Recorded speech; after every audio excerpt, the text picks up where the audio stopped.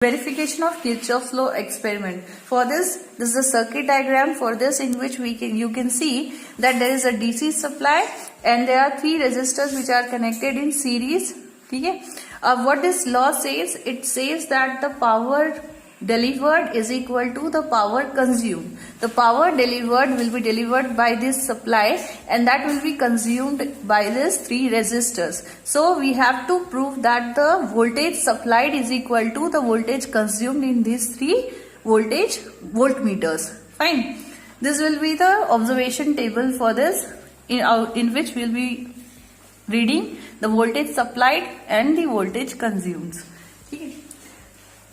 Let's see here the actual setup for this. Okay. So this is the breadboard, which is also called as PCB. Okay. Now we'll learn this PCB in detail. आप देख सकते हो ऊपर के हिस्से में यहाँ पे आपको कुछ पॉइंट्स डॉट्स दिखाई दे रहे हैं. ये सारे जो डॉट्स है ये अंदर से सीरीज कनेक्टेड होते हैं. मतलब यहाँ दिख नहीं रहा है कनेक्शन है, लेकिन अगर आप अंदर की तरफ इसे पलट कर देखोगे तो ये पूरी जो लाइन है ऊपर की, जो फर्स्ट लाइन, ये फर्स्ट लाइन जो होती है ये सीरीज कनेक्टेड होती है. इसी तरह ये भी लाइन सीरीज कनेक्टेड है आपस में, अंदर से ये भी लाइन कनेक्टेड है और ये भी लाइन कनेक्टेड है. जैसे ये लाइन सीरीज कनेक्टेड है उसी तरह से ये जो दो हिस्से दिखाई दे रहे हैं दे आर वर्टिकली कनेक्टेड. अंदर की तरफ अगर आप मुड़ के देखोगे तो ये अंदर वर्टिकली कनेक्टेड रहती. तो आप लोगों को मान लीजिए किसी रेजिस्टर को कनेक्ट करना है तो आपको एक गलती नहीं करनी है कि आपको वो रेजिस्टर को ऐसे कनेक्ट कर दिया. अगर आपने ऐसा कनेक्ट कर दिया तो क्योंकि ये अंदर सीरीज कनेक्टेड है इसलिए ये शॉर्ट हो जाएगा. ठीक है. तो जब भी आप ये दोनों को इस्तेमाल करोगे तो आपको कोई भी चीज को, एलिमेंट्स को ऐसे ऐसे कनेक्ट करना होगा. ठीक है. इसी तरह से क्योंकि ये वर्टिकली कनेक्टेड है तो किसी भी चीज को ऐसे नहीं कनेक्ट करना है आपको, किसी भी चीज को आपको ऐसे ऐसे कनेक्ट करना है. इसका मतलब यहाँ अंदर से क्योंकि ये सीरीज कनेक्टेड है इसी वजह से यहाँ पे पैरेलल कनेक्शंस ही अलाउड रहते हैं, और ये क्योंकि वर्टिकली कनेक्टेड रहते हैं इसीलिए यहाँ पे सीरीज कनेक्शंस ही अलाउड होते हैं, जैसे कि आप इसमें देख भी रहे हो. ठीक है. तो today we will learn this Kirchhoff's voltage law, in which you can see this circuit diagram. यहाँ पे आप लोग देख सकते हो कि the positive of this DC supply is connected to R1 का फर्स्ट टर्मिनल. ठीक है. तो यहाँ पे देखिए, और ये R1 का सेकेंड जो टर्मिनल है ये R2 के फर्स्ट टर्मिनल से कनेक्टेड है. ठीक है.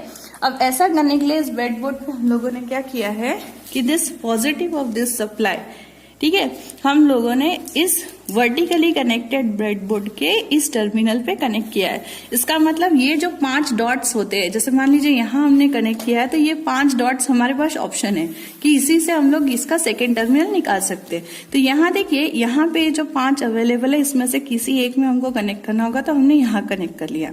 ठीक है. अब ये जो रेजिस्टर दिस R1 का second terminal is connected to R2 का फर्स्ट टर्मिनल. तो यहाँ पे हमने इसको कनेक्ट किया. यहाँ देखिए इसी लाइन के दूसरे डॉट में हमने यहाँ पे कनेक्ट कर लिया. ठीक है. इसी तरह R2 का first terminal is connected to R3 का फर्स्ट टर्मिनल. ठीक है. तो यहाँ हमने कनेक्ट कर लिया. अब हमको वापस सर्किट को कंप्लीट करना है तो हम लोगों ने देखिए यहाँ पे क्या किया हुआ है. यहाँ पे देखिए ये कनेक्ट किया है नेगेटिव से. ये R3 जो हमने लास्ट लगाया ना, इसका second terminal is connected to ये आपके डीसी सप्लाई के नेगेटिव को. अब यहाँ देखिए क्योंकि ये नेगेटिव टर्मिनल यहाँ पे है इसीलिए हमने क्या किया, इसको उठाकर यहाँ पे रख दिया. अब क्योंकि ये सीरीज कनेक्टेड है, मैंने आपको पहले ही बताया था कि अंदर से ये सीरीज कनेक्टेड होता है, तो यहाँ के इस टर्मिनल से हमने इसको वापस ले लिया. इस तरह से इसके कनेक्शंस किए गए हैं ये 3 रेजिस्टर्स. अब इसका जब हमको वोल्टेज मेजर करना है अक्रॉस ईच रेजिस्टर तो हम लोगों को इस मल्टीमीटर का इस्तेमाल करना होता है. अब हम लोग इस मल्टीमीटर को ध्यान से सीखते हैं. ठीक है. अब इसे ऑन किया जाता है. ठीक है. इसे ऑन करना होता है हमको. ऑन कैसे होगा, तो ये है ऑफ इसका स्टेट. इसमें आप कहीं भी मूव करोगे तो ये ऑन होना स्टार्ट हो जाएगा. अब आपको कहीं भी मूव करना है, इसका मतलब कहीं भी मत करिएगा. आपको याद रखना है कि जब भी आपको वोल्टेज मेजर करना होता है एंड दैट टू अगर डीसी वोल्टेज मेजर करना होता है तो आपको इस साइड आना है. ठीक है. वही आपको अगर एसी मेजर करना है तो आपको इस साइड आना होता है. ठीक है. अब यहाँ पे कुछ रेंजेस लिखी हुई है. इस रेंज को ध्यान से देखिए. यहाँ पे आपको दिख रहा है माइक्रो. ठीक है.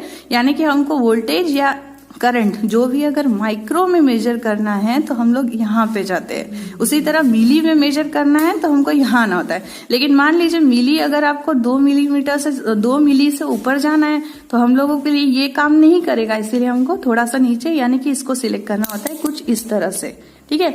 अगर उसके ऊपर जाना है यहाँ जाना है आपने, और अगर उसके और ऊपर जाना है तो अपने यहाँ जाना होता है, ठीक है। तो आपको इसको पहले सिलेक्ट करना होता है, जो भी आपकी रीडिंग आने वाली आपको थोड़ा सा अप्रोक्सीमेटली पता होता है कि नहीं मुझे मेरी रीडिंग जो है इसी के आसपास, क्योंकि हम लोगों को यहाँ पे क्या करना होता है, एक थियोरेटिकल रीडिंग निकालनी होती है और उसी को प्रैक्टिकल से कंपेयर करना होता है। तो हमको थियोरेटिकल पहले से पता होता है कि इसके आसपास मेरी रीडिंग जाएगी, तो हम लोग उसी हिसाब से सेट करते हैं। अगर मान लीजिए इनकेस आपने थियोरेटिकल नहीं किया है और आपको नहीं पता कि मेरी रीडिंग कहाँ जाएगी, तो आपको सबसे पहले हाईएस्ट पे सेट कर लीजिए।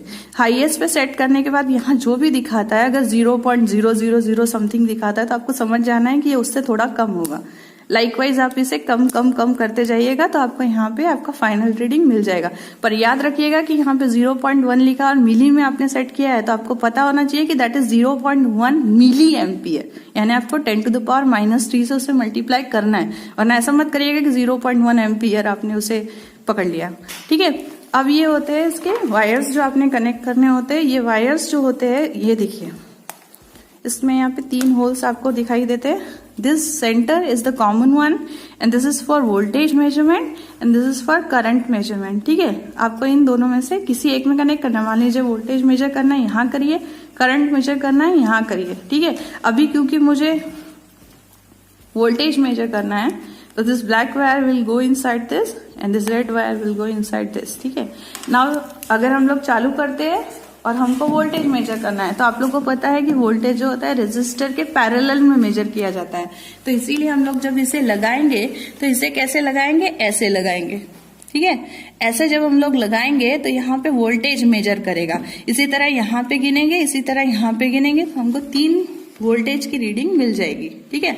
अब मान लीजिए मुझे करंट मेजर करना है तो मैं यहाँ लगा के करंट तो मेजर नहीं कर सकती, क्योंकि यहाँ लगाऊंगी तो पैरेलल कनेक्ट हो जाएगा। तो इसीलिए ये जो वायर का एंड है, ये जो वायर का एंड है, यहाँ पे लगा के जब मैं गिनूंगी तो मैं आसानी से अपना करंट को मेजर कर सकती हूँ। ध्यान से देखिए मैंने कहाँ कनेक्ट किया, ठीक है। तो ऐसे कनेक्ट करके मैं करंट को मेजर कर सकती हूँ। इसी तरह से हमको ये ऑब्जर्वेशन टेबल में आपका एक सप्लाई, यानी कि मान लीजिए मैंने 2 वोल्ट दिया, V1, V2, V3 मेजर किया, फिर 3 वोल्ट दिया, V1, V2, V3 मेजर किया, फिर मैंने 4 वोल्ट दिया, V1, V2, V3 मेजर किया। इस तरह 3 रीडिंग मिल गई। तो मुझे क्या चाहिए कि अगर मान लीजिए मैंने यहाँ 3 वोल्ट दिया तो 1 + 1 + 1 इक्वल टू यहाँ पे जो तीनों मिले that should be the addition of this one. ये 3 वोल्ट ही होना चाहिए, ये तीनों का एडिशन, ठीक है।